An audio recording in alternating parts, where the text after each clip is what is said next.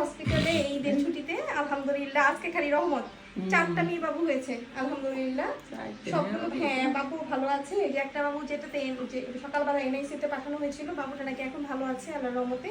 বাবুটা কান্না করেছিল না, ওই বাবুটা নাকি এখন ভালো আছে, ওনাদের কাছে শুনলাম।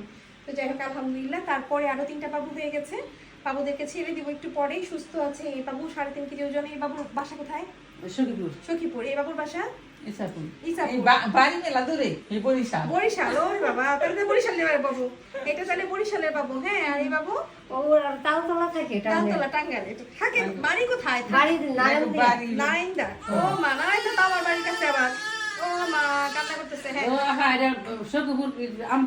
আচ্ছা, সখীপুরে।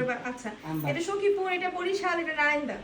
যাই হোক প্রত্যেকটা বাবুই ভালো আছে এবং বাবুদের ওয়েট ভালো। এটা 3.5 কেজি, এটা 3 কেজি 300, এটা হচ্ছে 2 কেজি 400, 2 কেজি 400 না 700 গ্রাম।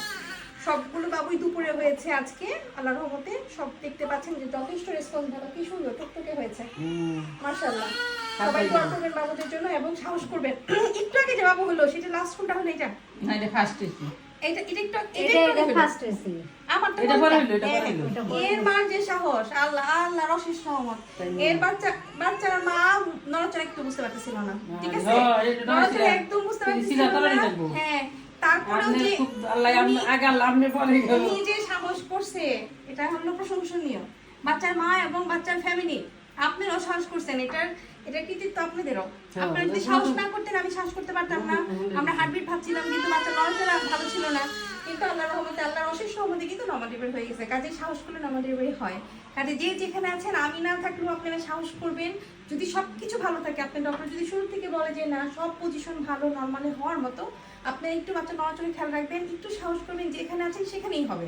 আপনারা সাহস করলে দেখবেন ডক্টররাও আপনাদের জন্য সাহস করবে, ঠিক আছে? যাই হোক ভালো থাকবেন। ঈদ মুবারক, আল্লাহ হাফেজ, আসসালামু আলাইকুম।